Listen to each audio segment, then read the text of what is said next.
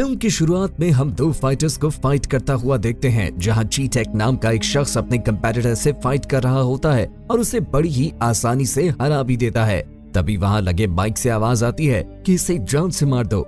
जब चीटेक उसका कहा नहीं मानता तो फाइटिंग ऑपरेटर जिन्ना का मार्क काला मकोड़ा पहन कर आता है और हारने वाले शख्स को जान से मार देता है।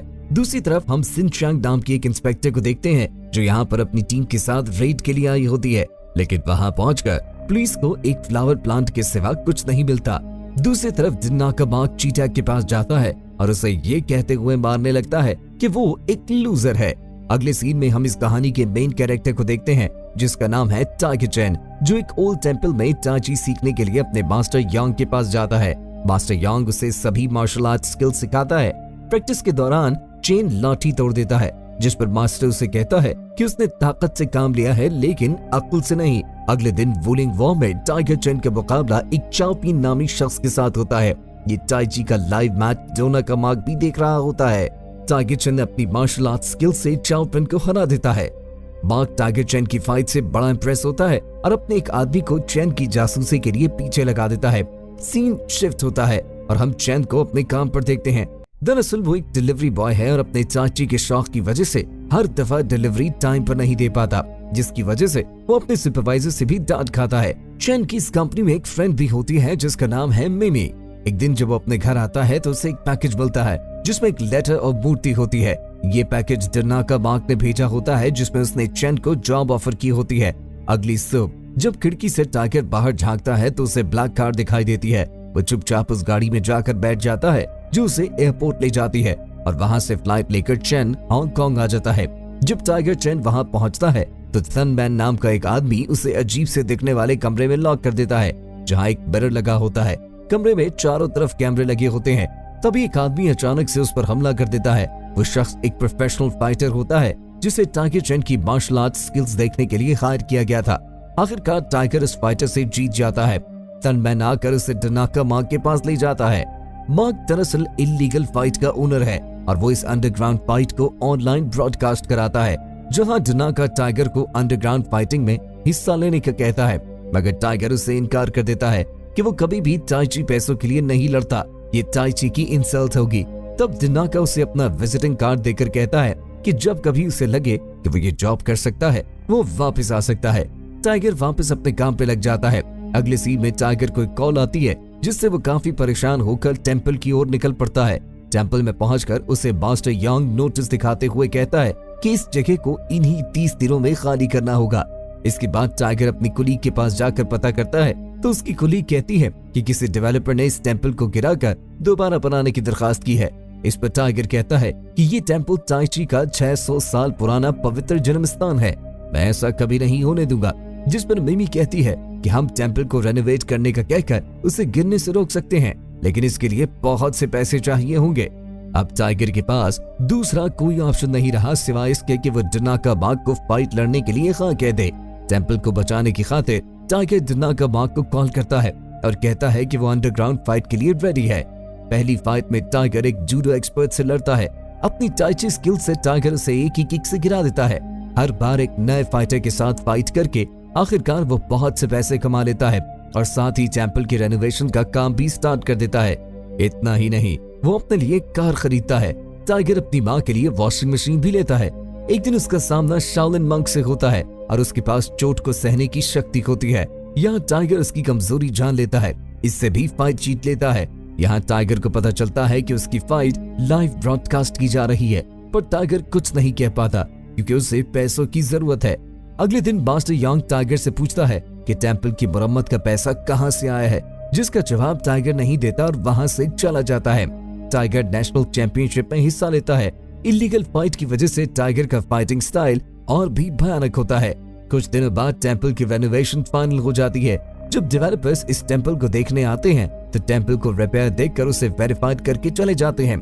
अगले दिन फैमिली के साथ खाना खाते हुए टाइगर को डरनाका मार्क की कॉल आती है जो उसे आज रात को फाइट लड़ने का कहता है। टाइगर उसे लड़ाई के लिए हाँ कर देता है। टाइगर उसके बताए हुए पते पर पहुंच जाता है जहां इंस्पेक्टर चेंगशी भी पहुंच जाती है जो छुपकर उनकी पिक्चर्स लेती है। डरनाका टाइगर को अपने साथ हेलीकॉप्टर में बिठाता है और समंदर के बीच एक शिप में ले जाता है। वहाँ टाइगर देखता है कि सभी लोग उसे देखे जा रहे हैं, जो कि उसे बहुत अजीब लग रहा था। फाइट से पहले टाइगर को ड्रेस चेंज करने का कहा जाता है। इसके बाद दो फाइटर्स के साथ वो अकेला लड़ता है। इस लड़ाई में वो दोनों टाइगर पर भारी पड़ते हैं और उसे स्टेज से नीचे गिरा देते हैं। तभी डनाका उसके पास आता है और उसे अपने अंदर का जानवर जगाने का कहता है।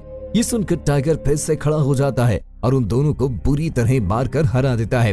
अगले दिन हम टाइगर को चैंपियनशिप में देखते हैं, जिसमें वो अपने कंपैरेटर को बड़ी बेरहमी से पीटता है और उसका हाथ और पैर तोड़ देता है।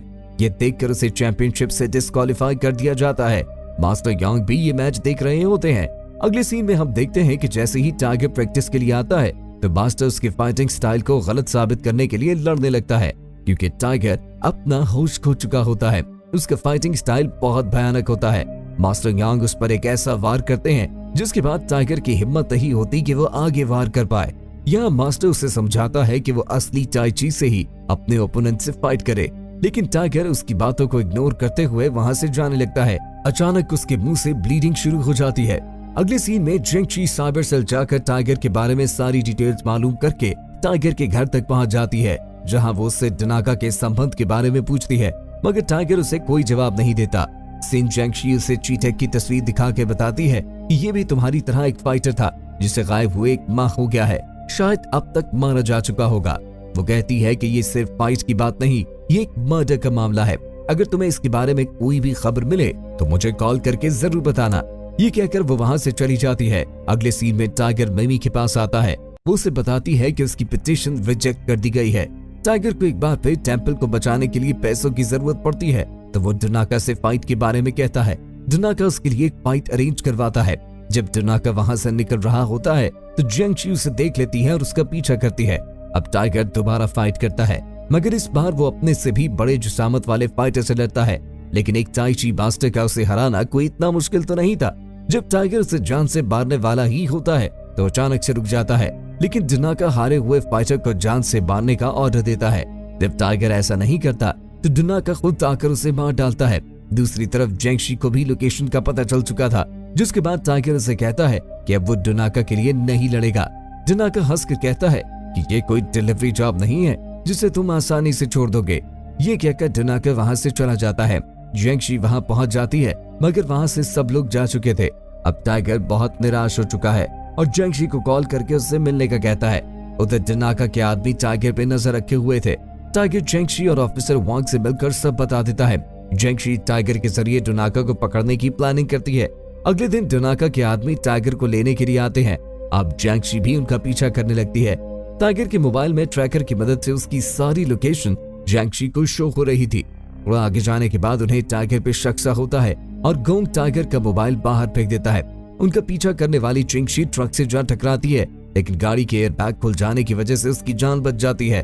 वो ट्रक ड्राइवर चिंगशी के पास आकर अटैक कर देता है, मगर चिंगशी गन निकालकर उसे शूट कर देती है और मोबाइल चेक करने पे पता चलता है कि ये डनाका का आदमी है, जिससे जेंगशी उसी नंबर पर मैसेज भेज देती है कि काम हो गया। वांग मैसेज पढ़कर डनाका को बताता है कि जेंगशी बढ़ चुकी। अगली सुबह फाइट से पहले टाइगर चैन की लाइव स्टोरी की क्लिप्स स्क्रीन पे चलाई जाती है। अब तक वो जो भी करता रहा उसकी सभी वीडियोस का एक ट्रेलर बना के चलाया जाता है। ये सब देखकर टाइगर हैरान हो जाता है।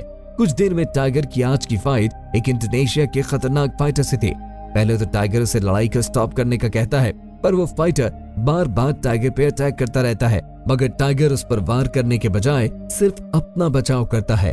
टाइगर डनाका को चैलेंज करता है, जिसके बाद डनाका चेहरे पर काला मखौटा लगाकर उसके सामने आता है।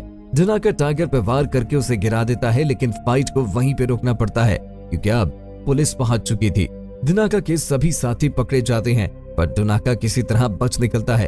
अगले दिन टाइगर घर में रखी मूर्ति उठाता है और उसे टेंपल में ले जाके रख देता है। जब वो वहां से जाने लगता है तो डनाका वहां पहुंच जाता है। वो एक दूसरे को देखकर हमले के लिए दौड़ पड़ते हैं और दोनों में फाइट शुरू होती है। यहाँ डनाका टाइगर पे भारी पड़ने लगता है। इससे पहले कि डनाका टाइगर को जान से मारता, तब टाइगर अपने बादशाह की तरह ची का एक जबरदस्त वार करता है, जिससे डनाका दूर जा गिरता है। इस वार को डनाका सह नहीं पाता और एक ही झटके में मर जाता है और एंड में टाइगर टेंपल को बचाने में कामयाब हो जाता है। इसी के साथ कहानी खत्म हो जाती है। तो दोस्तों, कैसी लगी आपको ये एक्सप्लेनेशन? अगर ये मूवी अच्छी लगी हो तो हमारे चैनल इनसाइट रिकैप्स हिंदी को सब्सक्राइब करें शुक्रिया।